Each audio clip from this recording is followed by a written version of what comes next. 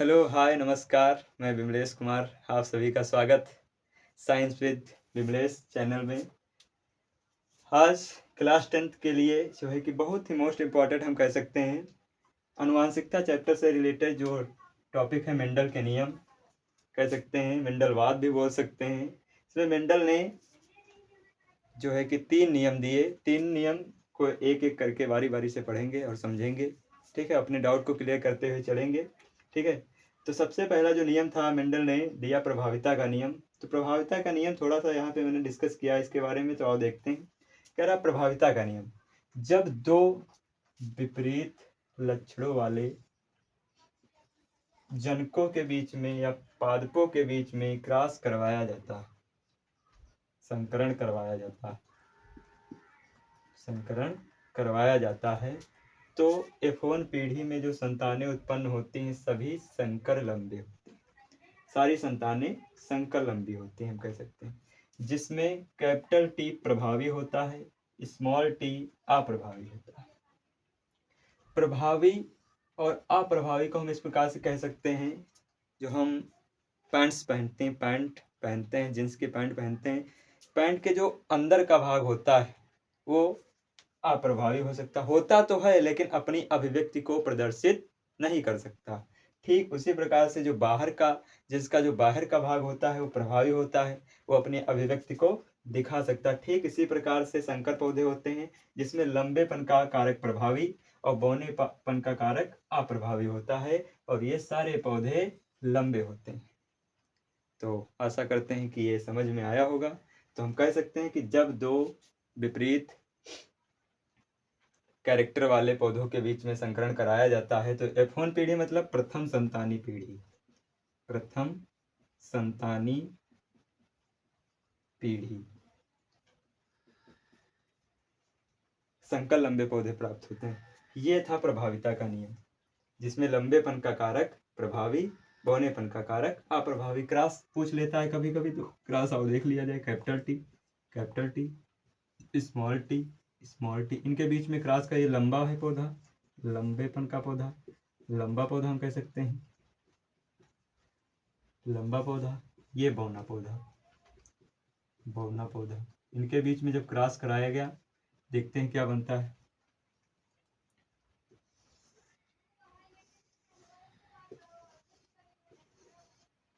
Capital T, small T, capital T, small T, capital T, small T, capital T, small T. यहाँ पे आप देख सकते हैं कि सारे पौधे जो यहाँ पे F1 पीढ़ी में प्राप्त हुए, सारे के सारे पौधे संकर लंबे। इसमें कैपिटल टी जो कारक है वो प्रभावी, और स्मॉल टी का जो कारक है अप्रभावी। यही है प्रभाविता का नियम, लॉ ऑफ डोमिनेंस हम कह सकते हैं इसको। ठीक है, तो प्रभाविता का नियम इतना ही है, और ये एक संकर संकरण पर आधारित होता है। क्वेश्चन इस तरीके से पूछा है कि मेंडल के द्वारा एक संकर संकरण पर आधारित किसी एक नियम की व्याख्या कीजिए और साथ में क्रॉस को भी दर्शाइए, क्रॉस करके भी दर्शाइए। और चक्कर बोर्ड पूछ ले तो चक्कर बोर्ड को सेम इसी प्रकार से रख के इस प्रकार से 4 खाने बना देना है। कैपिटल टी, स्मॉल टी, इसका इसके, इसका इसका, इसका इसका, इस प्रकार दिखा दें। तो capital T small T, capital T small T, capital T small T, capital, वही आता है ये। तो चक्कर बोर्ड इस प्रकार से पूछता है, क्लास इस प्रकार से पूछता है, तो इस प्रकार से आप भी दिखा सकते हैं। इतना होता है प्रभाविता का नियम। तो आगे चलते हैं।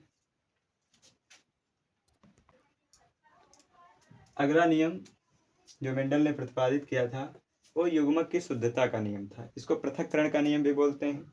ठीक है, तो युग्मक की शुद्धता का नियम क्या था? तो मैंने अभी प्रभाविता के नियम में पढ़ा कि F1 पीढ़ी में जो प्राप्त F1 पीढ़ी थी उसमें सारे पौधे कैसे थे?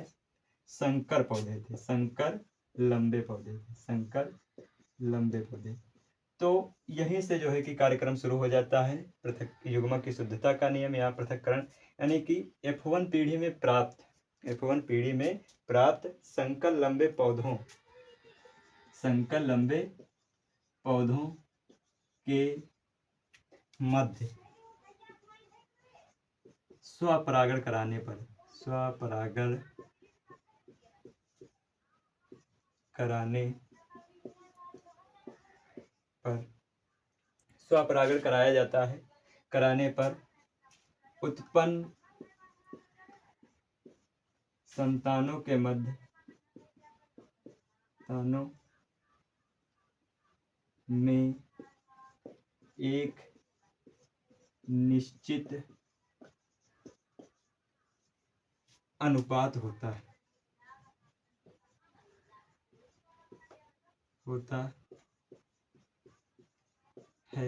और कह सकते हैं निश्चित अनुपात होता है जिसमें 4 संतानें या पौधे उत्पन्न होते हैं।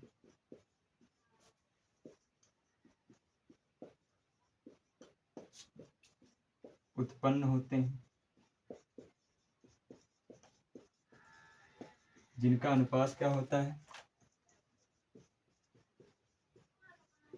जिनका अनुपात 3:1 होता है। ये युग्मक की शुद्धता का नियम। क्रॉस करके दिखा दिया जाए भैया। इसमें क्रॉस पूछता है तो F1 पीढ़ी में जो प्राप्त संतानें थी कैसे? संकर लंबी।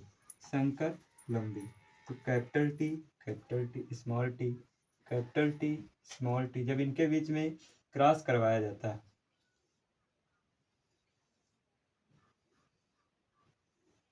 इस प्रकार से हम करा दें तो यहाँ से देखिए कैपिटल टी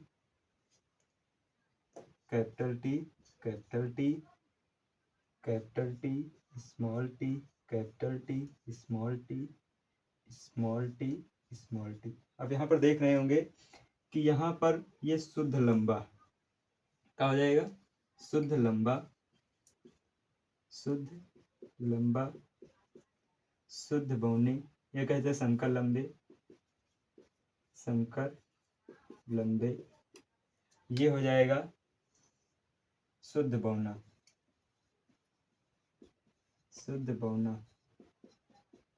ये शुद्ध बौना। ये 3 प्रकार के पादप प्राप्त हुए। यहाँ पे अनुपात कितना आ रहा? 3। जो ये सबसे डिफरेंट है। यहाँ पर आप देखिए ये सबसे डिफरेंट है। इसमें कौन सा प्रभावी कारक होगा? F1 पीढ़ी में बताया गया था कि कैपिटल टी जो है लंबेपन का कारक का है, प्रभावी है, तो इनको भी लंबे में गिना जाएगा। शुद्ध लंबा, संकर लंबे, तो 3 कह सकते हैं, 3 लंबे हो जाएंगे, 1 बौना हो जाएगा, इसीलिए ये अनुपात 3:1 होता है। ठीक है। और जीनी संरचना में जब हम जाएंगे, जीनी संरचना में अगर हम देख लें, चकर बोर्ड से समझ लेते हैं एक बार, capital T small T, capital T small T, इस प्रकार समझते हैं। तो देखिए यहाँ पे जो कैपिटल टी स्मॉल टी, यहाँ पे क्या हो जाए? कैपिटल टी स्मॉल टी, ये वाला सबसे भिन्न, और यहाँ का बंदा एकदम मिलता जुलता। ठीक है। तो कहने का 2 हो गए संकर लंबे, 1 हो गया बौना, 1 हो गया कौन सा? शुद्ध लंबा। तो ये जो अनुपात आया इसको बोलते हैं जीनोटाइप, और ये जो अनुपात आया इसको बोलते हैं फिनोटाइप। बाहर से लक्षण हम बता दें कि लंबा है कि बौना है, किस प्रकार का है, तो हो जाएंगे फिनोटाइप। हम जो आंतरिक जीनों के अंदर के लक्षणों को हम जब ढूंढते हैं कि शुद्ध लंबा, ठीक है, कौन मक्कारी करिस, कौन बेईमानी करिस, तुम्हारे पास से कोई चला जावे तो जान नहीं पाओगे हम ही हैं, हम ही तुम्हारे पास से चले जाए, हमको क्या पता हम क्या मर्डर करके घूम रहे हैं, तुमको क्या पता। हम तुम्हारे पास से जाएंगे, निकल जाएंगे, जब तक हमारा बैक आप लोग नहीं जानेंगे कि पास्ट में क्या किए हैं, कहाँ से पढ़ाई किए हैं, कितने नंबर इनके हैं, तब तक हमारे बारे में क्या जान लोगे? केवल यही जानोगे हाँ ये पुरुष है, ये स्त्री है। इस प्रकार से आप लोग को जान सकते हैं, लेकिन आप उसके कैरेक्टर को अंदर से जब एनालाइज करेंगे, विश्लेषित करेंगे, तब ये जो संरचना, ये जो अनुपात आता है, इसी को जीनोटाइप बोलते हैं। आशा उम्मीद है कि बात समझ में आई होंगी। तो ये है युग्मक की शुद्धता का नियम। ये भी एक संकर संकरण पर आधारित है, एक संकर संकरण पर आधारित नियम है। 2 नियम जो थे वो एक संकर संकरण पर आधारित है। तो हम कह सकते हैं युग्मक की शुद्धता का नियम एक संकर संकरण पर आधारित है, और जो मैंने पहला नियम बताया था प्रभाविता का नियम, वो नियम भी एक संकर संकरण पर आधारित है। उम्मीद करते हैं कि बात पल्ले पड़ी होगी। अगर बात पल्ले पड़ी है तो लगाओ जयकारा, मारो स्क्रीनशॉट मारो, क्या सोच रहे हो। तो ये युग्मक की शुद्धता का नियम, इसमें से दो नियम क्लियर है। उसके बाद अब जो है कि बात चलेगी मेंडल के द्वारा जो अगला नियम दिया गया वो स्वतंत्र अभिवहन का नियम था। स्वतंत्र अभिवहन का नियम ये दो संकरण पर आधारित है, द्विसंकर संकरण पर आधारित है, द्विसंकर संकरण पर आधारित नियम। तो हम कह सकते हैं इसमें जब दो जोड़ा विपरीत दो जोड़ा भिन्न भिन्न वाले लक्षणों वाले जनकों के बीच में क्रॉस करवाया जाता है तो उत्पन्न संतान के बारे में जो है कि चर्चा होगी। देखिए भैया, द्विसंकर संकरण मतलब दो भिन्न भिन्न कैरेक्टर होंगे, एक हो जाएगा गोल, गोल के साथ पीला, गोल पीला, ठीक है, लक्षण वाला पौधा, और गोल का जो है कि उल्टा क्या हो जाएगा, झुर्रीदार,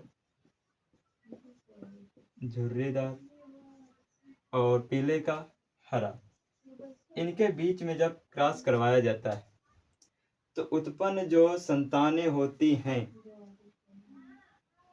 उत्पन्न जो संतानें होते हैं वो लक्षणों की वंशागत को प्रभावित नहीं करती, डिफरेंट हो जाती हैं, स्वतंत्र हो जाती हैं। जैसे गोल के लिए कैपिटल आर, पीले के लिए कैपिटल वाई, झुर्रीदार के लिए स्मॉल आर, हरे के लिए स्मॉल वाई। जब इनके बीच में क्रॉस करवाया जाता है, क्या करवाया, क्रॉस करवाया जाता है, तो बनने वाली संतानें देखिए कैसे होंगी, capital R, small R, capital Y, small Y, ये संतान प्राप्त होती है। जब इनका जो है कि अगर हम विश्लेषण करवाएं, capital R, small R, capital Y, small Y, तो देखिए यहाँ पे जाएंगे,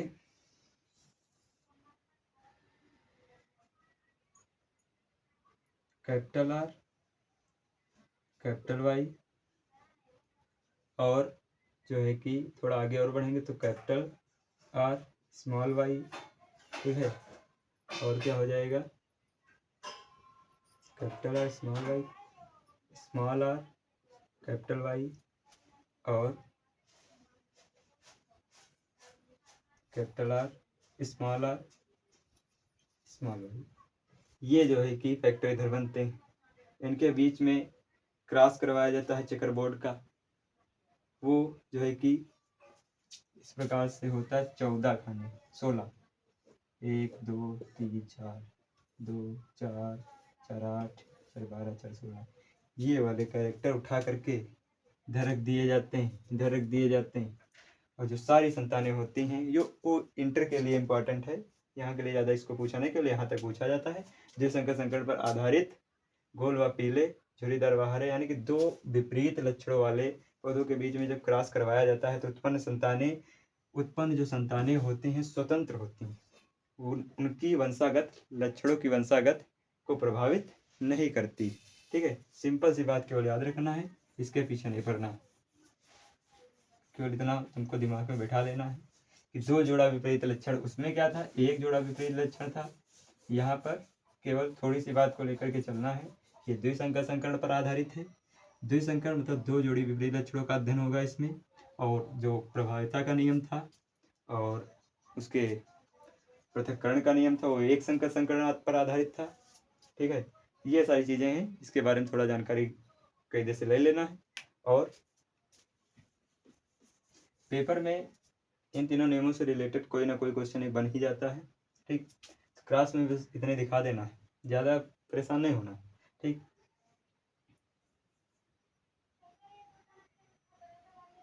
अगर जो है कि हम बात करें capital R, capital Y, small R, small Y, ये जो संतान मिली कि ये वाली संतान इस वाली संतान के बराबर है, हाँ बिल्कुल, इसमें कैपिटल आर है, हाँ है, इसमें है, कैपिटल वाई है, स्मॉल आर स्मॉल, वही चीज़ बनी।